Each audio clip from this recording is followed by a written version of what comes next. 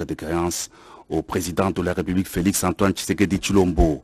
Anwar Othman Barout Al-Barout, ambassadeur des Émirats Arabes Unis, a été reçu le premier à la paillote présidentielle du Mont Galema par le chef de l'État.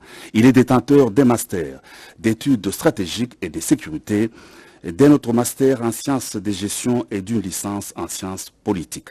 Anwar Othman Barout a été nommé à la mission permanente des Émirats Arabes Unis auprès des Nations Unies à New York, aux États-Unis d'Amérique, et ambassadeur de son pays au Japon. Il a assumé les mêmes fonctions d'ambassadeur des Émirats Arabes Unis en Autriche. C'était ensuite au tour de Madame Roxane de Bilderling, ambassadeur de Belgique, de présenter ses lettres de créance au président de la République. La diplomate belge a un master en interprétation de conférences français, anglais, espagnol et un diplôme complémentaire en études européennes de l'Université de Louvain. Elle a été ambassadeur de Belgique au Japon et au Kenya avec accréditation auprès de la Somalie, l'Érythrée, les Comores, les Seychelles et Madagascar. Madame Bilderling a aussi exercé les fonctions de représentante auprès du programme des Nations Unies pour l'environnement et du programme des Nations Unies pour les établissements humains. Elle parle couramment le français, l'anglais, le néerlandais, l'espagnol et a quelques notions de swahili et de japonais. Madame Marianne van der Erden Samoura a été reçue en qualité de nouvelle ambassadeur des Pays-Bas en RDC. Elle possède une maîtrise en histoire, spécialisation histoire économique de l'université Leiden aux Pays-Bas. Entrée au ministère néerlandais des Affaires étrangères en 1998, elle a été en poste en Afrique du Sud, au Bangladesh, en Géorgie, au Thaïlande et en Tunisie. L'ambassadeur de Norvège, Molster Holt, a clôturé la série des audiences auprès du président de la République. Le diplomate norvégien a fait des études de sciences politiques, histoire et français. Il est diplômé en sciences politiques de l'université norvégienne de Bergen. L'ambassadeur Molster a été notamment conseiller principal à la direction du développement durable, premier secrétaire à l'ambassade de Norvège à Tokyo au Japon et un ministre conseiller à l'ambassade de Norvège à Paris en France. Bonjour naba oyo ya bonjour, bonsoir naba oyo ya bonsoir, ba oyo nyoso ba mesana kolanda ba émission oyo to salaka, ba oyo ba tika kabiso na loboko ya Nzambe, ba oyo ba komantaka ba emaka pe ba partageaka ba émission oyo to salaka na Pifo télévision na pesi bino vraiment mbote kolo Nzambe akoba toujours na kopambola bino. Sans plus tarder na lingina bandana actualité politique oyo ya marche ya manifestation esalemaki na Goma pour na kosenga départ ya MONUSCO ya EAC et puis contre cette insécurité ya ba terroriste du M23 nalingi na faire comprendre ce bateau maiwana nini ebomba makina kati pourquoi basali marche wana pe bakei ko provoquer ba militaire. Est-ce que Batouana bazali ba vrai wazalendo to bazali ba faux wazalendo? Alors liboso na bino nazali ko affirmer pe ko confirmer bino que bazali ba faux wazalendo. Et sengeli boye ba pourquoi ba utiliser étiquette ya ba wazalendo? 1. Les wazalendo nde mutu batie Paul Kagame panzi likolo. Je le dis tout le temps et je le répète. Le wazalendo batie Paul Kagame panzi likolo. Le wazalendo babomi ba M23 pe ba neutraliser ba officier supérieur de l'armée rwandaise. Le wazalendo de mutu ba empêcher te ke ba M23 ba koka ko avancer te, que le M23 ba koka lisusu ko récupérer ba localité mususu te. Le wazalendo bazali vraiment obstacle ya makasi pona Rwanda. Nde boyokaki Oni ebelelaki ezalaki kosenga ete ke notre gouvernement batika ko soutenir ba jeune wana na ba armes, mais tandis que le régime en place est soutenir bango na ba armes te, mais le président de la République a sala qui appelle kosenga ete na ba jeune nyonso bazala éveillé, ba jeune nyonso ba telema va défendre Oya Bangomboka contre cette agression lâche et barbare du Rwanda. C'est ce que les Wazalendo ne bazali kosala pour défendre leur pays contre cette agression ya Rwanda. Ba Wazalendo bazali kobunda pona eteni ya mabele na bango. Rwanda akoka lisusu ko envahir yango te. Rwanda akoka koboma ni bandeko na bango, ni ba violer ba mama, ni bandeko na bango ya basi. Les Wazalendo bazali ba patriote moko bazali kobunda pona ekolo. Paul Kagame a élaboré plan. Na plan na ya salibe alingi ko utiliser batu ya mabe à travers un pasteur rwandais. Kotinda batu na ye na étiquette ya ba Wazalendo basala sous prétexte ya marche pacifique alors que marche wana ezalaki oyo opposition oyo Rwanda bachaki na kati mwa ba poso ya bitabe soki oza mayele te okonyata osieti poso ya bitabe wana ezali nini ezali maye oyo bazwi basali contre le FARDC ko menacer FARDC ko sala ba makambo pona ko pousser teke ba mbeba ya mabe salema afin de compte que ba opposant na bazwa ba image ba banda ko brandir yango partout na ba réseaux sociaux ko loba eteke le régime en place talandenga pesi modo do eteke ba militaire ba kende ko boma bato bazali ko sala marche pacifique ba banda ko boma ba civil or que eza archi faux bato wana bazali ba Wazalendo te bato wana bazali des milices utilisées par le Rwanda à complicité na ba opposant mususu.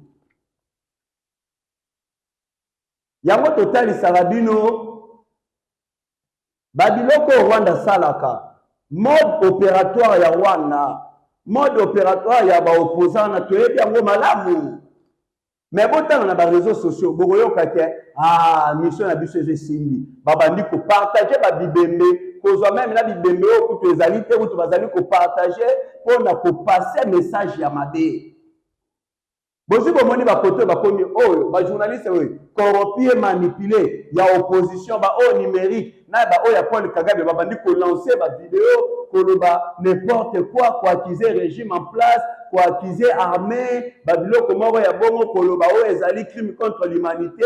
Vous avez vu vous-même Moïse Katumbi alobi eteke ndenge ba bomi ba civil wana ezali vraiment couper sa passe, ezali crime contre l'humanité. Maintenant, Tommy tourne la question, pourquoi les journalistes numériques, pourquoi les journalistes corrompus, achetés, manipulés, pourquoi Moïse Katumbi n'a jamais condamné l'agression rwandaise, n'a jamais dit que Oyo ba M23 bazali kosala, Oyo Paul Kagame bazali kosala vis-à-vis na ba Congolais, ezali Oyo tozali kobenga crime contre l'humanité, ko massacrer peuple congolais ko boma bango.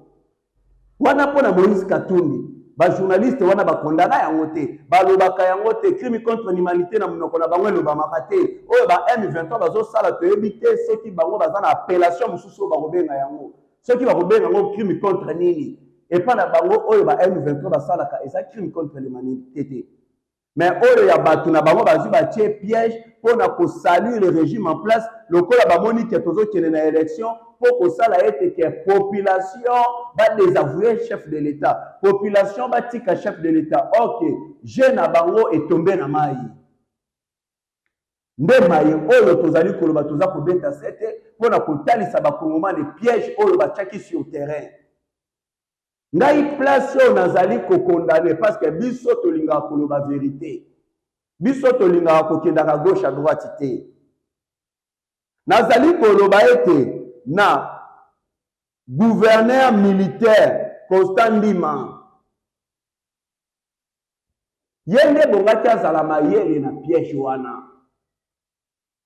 esengelaki eteke koloba na ba militaire na biso batombe na ba piège ya bato wana te bakoka kokanga bango bamettre bango hors état de nuire oyo bandoki wana basalaki ba piège na bango basalaki ba bana ko s'attendre ke bato wana bakufa bazo tenir compte ya ba militaire na biso te bazo tenir ni compte ya policier azo akufi mais bango bazo tenir compte kaka ya moi ba civil oyo ils sont tués tout yango na condamnaki Constant mais sengela kaza la plus professionnel azala très prudent pour ko tomber na piège wana te.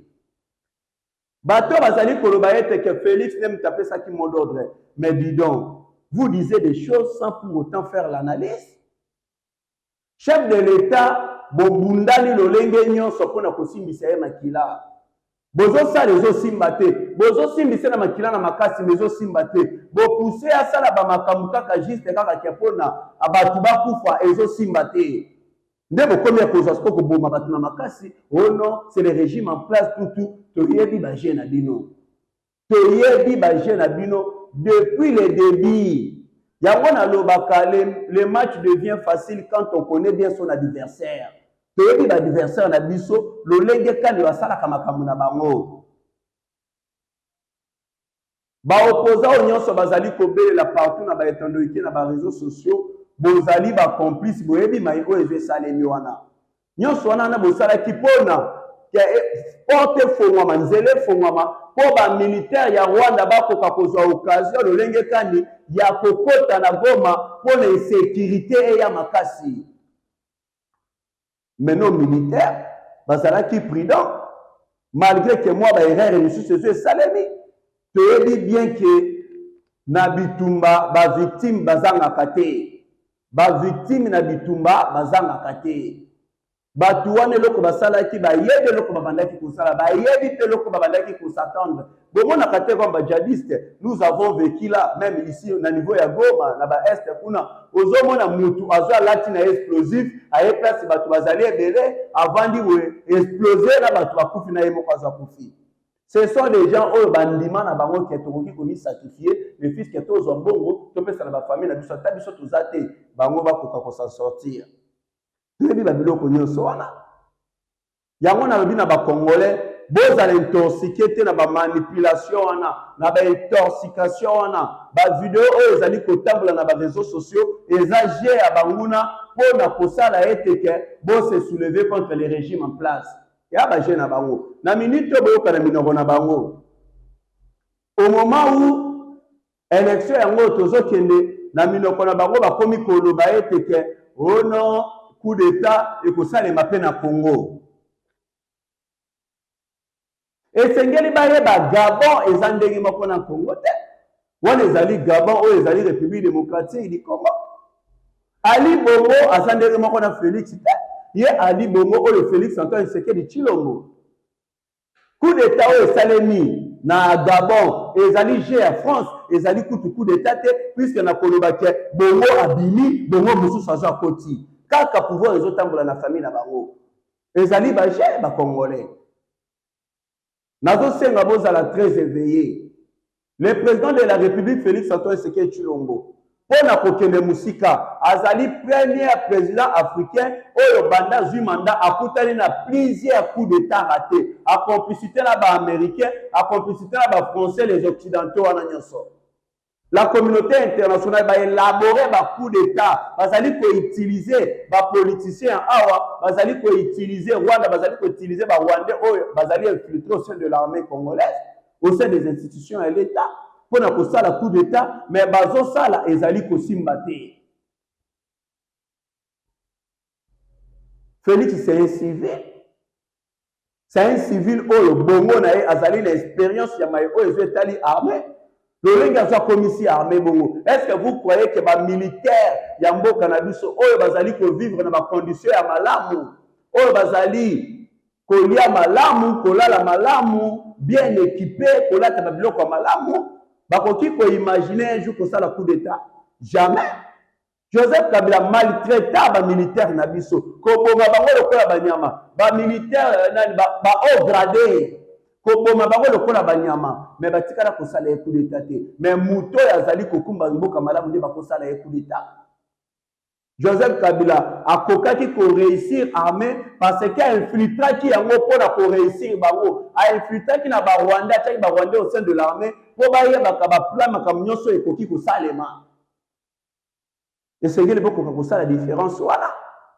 Félix akangi pouvoir na makasi te famille bongo basali combien décennies au pouvoir de 1960 si c'est 67 Bazala au service de la France pendant 56 ans. Mais Fachi Beto, premier mandat, toujours qu'il y a une élection, beaucoup de combat l'élection, beaucoup de imaginer un coup d'État, beaucoup de créer un makamuna terrain pour salir le régime en place. Boye ba makamuna bino et aussi mbate, je vous l'ai dit. Nazali ko féliciter les véritables Wazalendo. Oyo ba salaki bitumana ba M23 ba neutraliser ba bomi ba M23 nazali ko féliciter ba FARDC na niveau ya Togo bazi ba bomi plusieurs M23 ba kufi tellement belé bilan exact izana noté na minute oyo to jouer bino bilan vraiment ya ba oyo nyonso ba kufi ya ba terroriste di M23 to repesa bino toujours na ba émission to ya ba ko sala amen na biso zo sala musala mala. Le véritable Wazalendo va faire la salama là. Bon, comparé au véritable Wazalendo, na ba faux Wazalendo va faire koufi. Ba o ba ye ko sali ko sala ba makambo va faire sala ki na goma. Et sengeli to za la vigilant. Bientôt nazali ko lobana bino EAC bazo quitter République démocratique du Congo.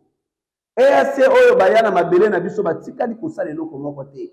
Batikali niko yede biso mais bakoma ki ko coopérer na ba M23 na mois de septembre je vous l'ai dit EAC bazo risquer ba kende na mois de septembre mambu masobele makambo je bouleversé vertige je pesi Paul Kagame a ko limoger 680 militaires ya armée na ye mais bobi tuna ba bilo mususu nani wa kokaki ko kanisa eteke James Kabarebe Paul Kagame aliga kalimogé.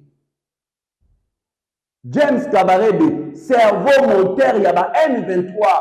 James Kabarebe, homme de confiance ya Paul Kagame. James Kabarebe, oya yebi armée na biso malamu. James Kabarebe, oya yebi République démocratique du Congo malamu.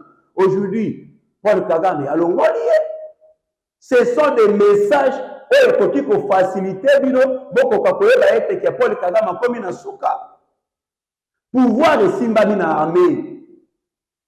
Ce qui bomoni président azali na confiance sur na militaire na été. A commis pour changer bango pamba. Allez-y comprendre déjà à s'affaiblir, bientôt il va chuter.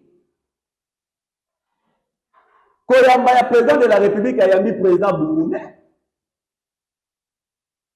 Bomoni binomoko. Président ya Burundi kokutana na chef de l'État. Basali coopération militaire.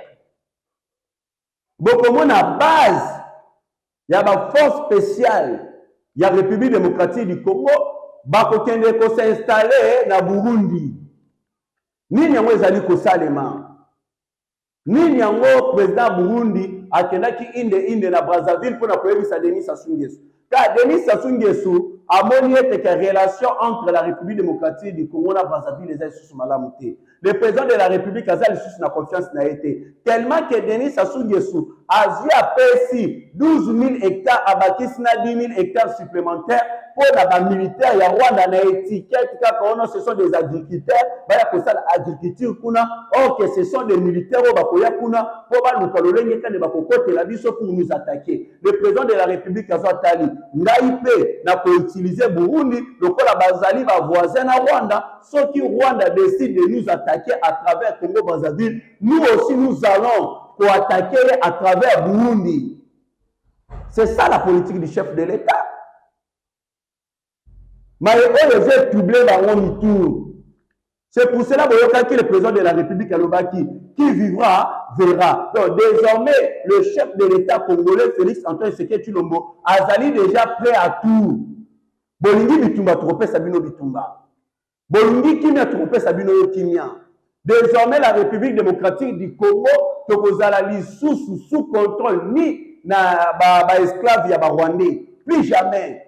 Congo est déjà à l'île Yassika. Et cette allié où ils allaient gêner la communauté internationale des Occidentaux, Rwanda, vous allez agresser, vous allez soutenir Bango, côté de l'autre côté, vous allez soutenir Bango.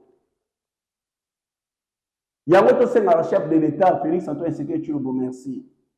Tout ça, merci. Tant que vous avez dit, où Azali, commandant la 22e région militaire, Na Lubumbashi bozoyoka côté ozoyoka plus de 40 parcelles, côté ozoyoka na Ituri ozomona 30 ezovandi.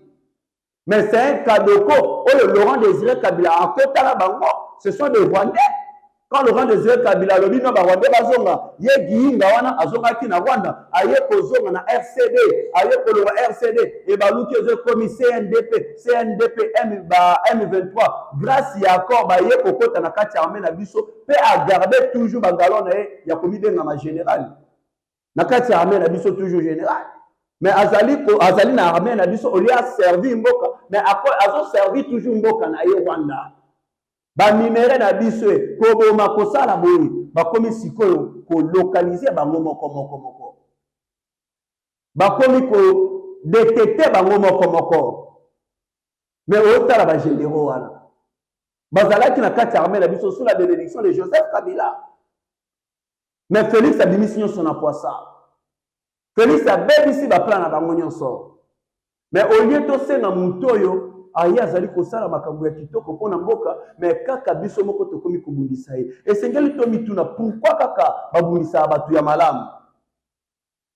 Pourquoi kaka batelema? Peu importe ce que vous êtes en train de voir na misu na bino moko ba réalisation makambo. Effort oyo azali kosala na mboka. C'est comme si azali kolobela bino loko moko ou comment? Je l'ai dit, beaucoup de Congolais sont dominés. Beaucoup de Congolais bazali aveuglés. Batuana bambongo bolia kawana. Batuana bakota baloge na bango. Babebisa mentalité esprit à ba Congolais. Aujourd'hui, vous êtes en train de voir, ce sont seulement des Congolais qui sont en train de trahir leurs propres frères au détriment ya ba étrangers. Mboka o sengeli to tia vraiment ngona loboko ya Nzambe. Car nyonso na mboka eze bebaki. Même na bandako ya Nzambe nyonso eze bebaki. Tomoni oyo azi pouvoir aza tiki mboka na loboko ya Nzambe alobi non Nzambe kamba na place na ngai ka ngai mutu na kokoka te yango na tuna kabino bo pesa ngai verset biblique oyo bozi bomoni mutu Nzambe aza pesa mission mutu wana échoua ba pesa ngai verset biblique aussi bon s'attendre que Félix Antoine Tshisekedi Tshilombo va échouer asa na mission oyo Nzambe aza pesi ako réussir mission na tisuka esengeli koyeba ba kubundisaka toujours ya Nzambe. Peu importe bambongo bazali na yango, peu importe ba traître oyo bango bazali na bango, peu importe ba pays ezali ko soutenir bango, ils sont incapables ya kokwisa oyo Nzambe azwa tie. Est-ce que vous pouvez imaginer même les Américains n'arrivent pas à faire chuter Félix Antoine Tshisekedi Tshilombo? Boyebi bino moko ba Américains soki baza banani? Grande puissance ezoko ka Félix Antoine Tshisekedi Tshilombo te.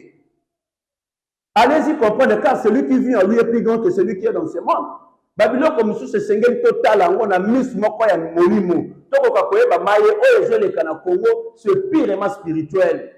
Comment se fait-il de Congolais peuvent accepter de soutenir muto yebi ke azali Congolais te mais bondimi ke bo soutenir ye pe bozali ko ba ete après ma président na Congo?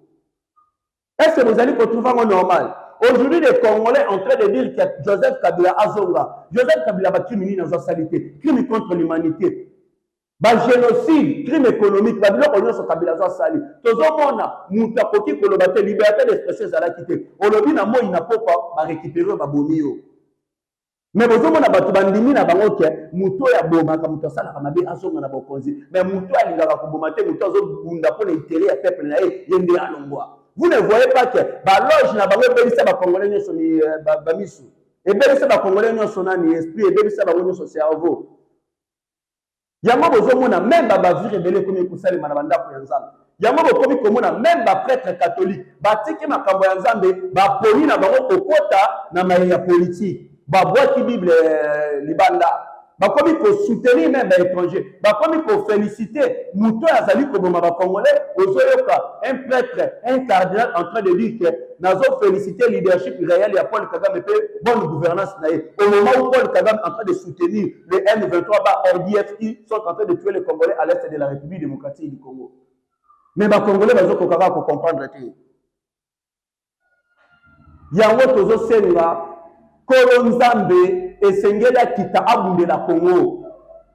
Nzambe ya bakoko na biso. Nzambe ya Simon Kimbangu. Nzambe ya Kitamvita.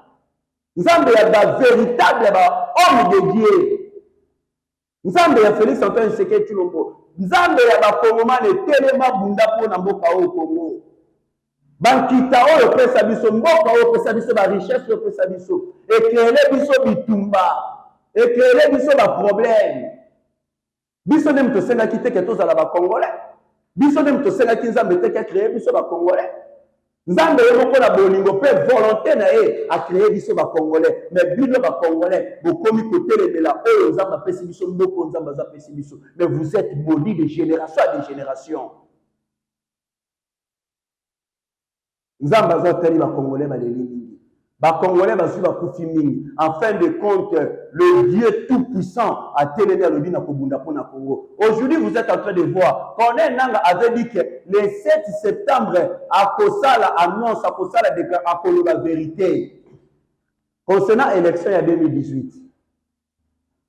Les mêmes Corneille Nangaa, au lieu que comme mois de septembre, à la vérité, a commis non, ba conseiller Nangai, ba ebisinga eteke, na lobate, ba pesinga conseil, patati, patata. Cela prouve, cela démontre que Azalaki na eloko ko lobate. Le colo ya autorité morale na bango Joseph Kabila. Joseph Kabila avait dit que on a koloba, jusqu'aujourd'hui est-ce que Joseph Kabila loba? Azana eloko ko lobate. Connaît Nangaa aussi azana eloko ko lobate.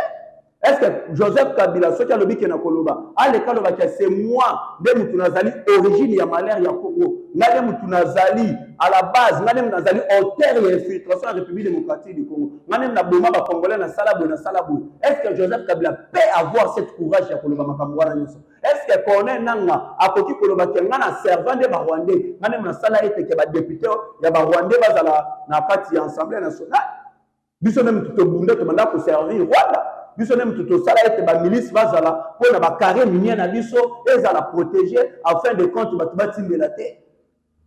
Est-ce que ba ko ba vérité wana? C'est que les Congolais n'arrivent pas à comprendre.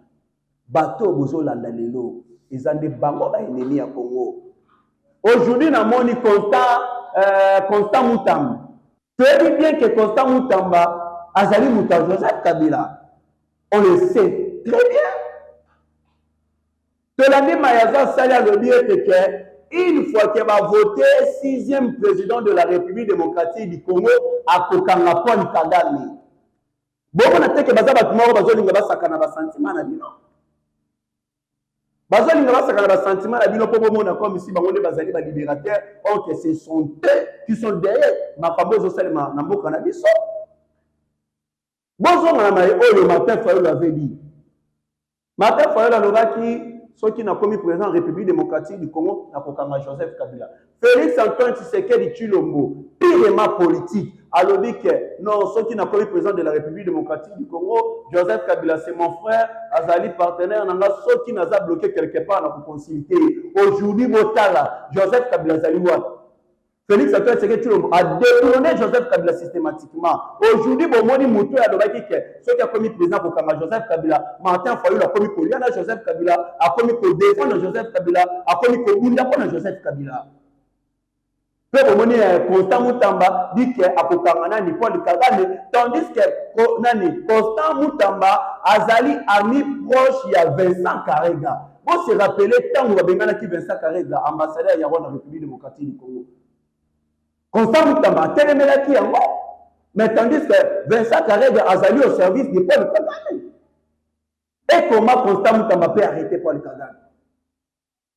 Bazali wana pour vous faire endormir. Bazali wana pour manipuler bino koko sabino. Et ya ba makambo ya lokuta ba Congolais. Yango na senga kanabino bofungola misu. Toyela kabino na système à réveil patriotique. Kotali sabino ete lolenge makambo ezali kotambola na Congo na minute oyo tosenga nzambe merci pour atindela biso véritable fils du pays Félix Antoine Tshisekedi Tshilombo. Bosi bolandi cour constitutionnelle ezali kosenga na seni bazwa regroupement oyo ya Dr Denis Mukwege ba aligné bango. Bozoyo quand même à l'époque de Joseph Kabila ko Salema. Parce qu'ils sont en train de dire que Séni est manipulé et contrôlé par la présidence de la République. Est-ce que Félix a la Makamba Séni? Tant Tommy Tunanade, est-ce que Félix peut accepter ou soit il y a le baquet? Oh non, c'est ni. Bozong Sana, il regroupement Yanani à l'hôtel de Nimoukou tout. Est-ce que Moutou à côté qu'on m'a aligné au Yazali au Bounisaï? Mais tant que vous avez cours constitutionnel, les autres salles, les autres baquets, Bazong il s'est regroupé à l'hôtel de Nimoukou. Allez-y comprendre que cours constitutionnel, les alliés pour ça là. Le lendemain, il y a un moment où 5 basois, l'injonction à chef de l'État et le président de la République a sali pour faire sa injonction que ce soit la cour constitutionnelle, que ce soit même la justice. C'est les alliés indépendants. Vous n'arrivez pas à comprendre que c'est les alliés indépendants, indépendants de la présidence de la République, indépendants de la parti politique qui m'a voté. Mais tellement bazoya ko embrouiller bino ko kotsa bino ba makambo ezalaka te. Pour la problème Sabino Maël, moi je vous l'ai dit, le 20 décembre, nous qu'il y a une élection. Bateau, bazo, au lieu de pour une élection, bazo, ça va plan machiavélique, diabolique contre la République démocratique du Congo, contre les Congolais. Mais le président Félix Antoine Tshisekedi Tshilombo bazali ko bunda pour na ba Congolais, azali ko bunda pour na ke azwa deuxième mandat, bango bazali kolota. Nous sommes ici, beaucoup pe ça ngai raison. Bando kinyo so Congo ba ko dimana kwa ça. Aussi, na ba faux prêtre wana bozomo na wana. Moi, parfois, quand je le dis, je ne suis pas contre l'église catholique. Je le dis et je le répète, je ne suis pas contre l'église catholique, mais je suis contre les individus au bazali ko bebi sa image ya ecclesia ya Nzambe, ya lingomba ya Nzambe. Chole ambongo utembi, ba prêtre wana ne so corrompu et manipulé. Ce sont eux qui nous ont contre bango, non l'église catholique. Yango na tali sarabino koyoka mutazolo baboy, oh mokilezo beba, mokileza mabe. Oh botala magamba tu bakoma kosala mokileze bate mokileza mabe te. Mokile tambola kalolenge Nzambe asala etambola, mais plutôt ezande batunde basala kamabe, esengeli kobomisa kote wana. Mokile tambola kisala magambo ndenge esengeleta esalema. Mais biso batunde mututo sala kama kamu ya mabe et les gens disent que mokile beba te ezande batunde babeba. Mais qui vraiment kotali sabino makambo na po boyeba na minute bongo na ni Salomo Kalonda na boloko akomi malade. Munganga aye ko consulter ba moni ke oui azali na malaria depuis munganga lobi oui ezaka ka so ba pesera ba pilule ba kisa komela akobika mais kaka na boloko. Donc,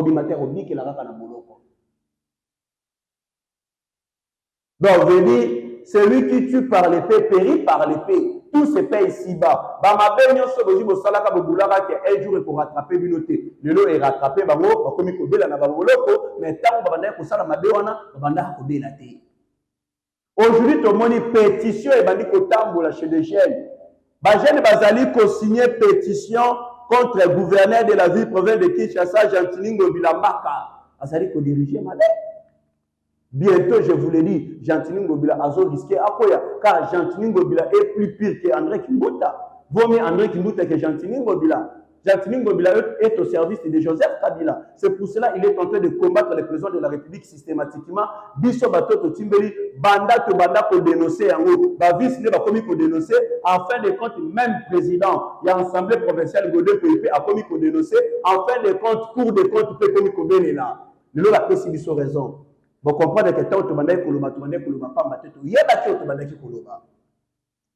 vraiment, merci beaucoup. Naïki vraiment pour partager la bino, vraiment analyse oyo. Ko solo la ensemble na bino ko tali sabino bandoki ya Congo bazali ko élaborer toujours ba plan. Boye ba eteke na batango tozali tozokene na ba élection. Boko yoka ba plan ya mabe contre les régimes en place. Boko yoka ba makambu ya mabe ba kosala toujours pour na ko tenir ko bebisa image à chef de l'État. Na sengi na ba Congolais bozala très éveillé, bozala vigilant, bozala manipulé. Tous biki samboka na biso, tous sumamboka na biso, tous landa batamabi wana temeto soutenir muto ya yeko sauver mboka na biso Félix Antoine Tshisekedi Tshilombo. Merci beaucoup na bayo so balandi émission mokolo ya lelo. Ndenge na senga toujours bo commenter, bo aimer, bo partager, bo s'abonner massivement na chaîne na Bino Pifo Télévision. Ba o ba kozala toujours na posa ya ko contacter ngai pour na ko partager ba actualité et puis pour na ko tourna ngai ba question na zala toujours disponible pour na ko répondre. Numéro na nga plus 243 89 60 77 556 plus 243 89 60 77 556. Merci beaucoup tout le monde. À la prochaine. Que le bon Dieu vous bénisse. Que le bon Dieu bénisse la République démocratique du Congo. Bye. Vous souhaitez développer ou entretenir votre notoriété ou votre image de marque. Kinshasa, Angola, Paris pe Amérique et surtout ba province oyo ezwami na République démocratique du Congo oyo bozelaki eye botuni ngai nini ezali bongo imprimerie Pro Étoile Agency bazali kosala mosala ya ba impression na ba support nyonso ndakisa polo chemise bâche carte de service pe misusu tozwami bongo na boulevard du 30 juin na immeuble ancienne galerie présidentielle na deuxième étage local DM4.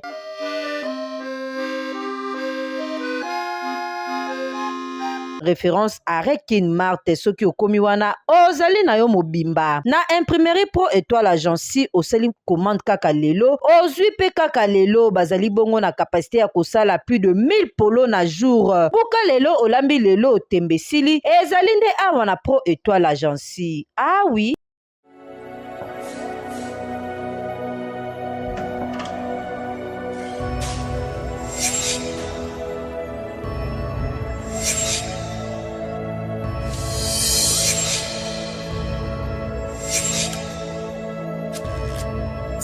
Abonnez-vous sur Pifo Télévision, vous informer sur notre devoir.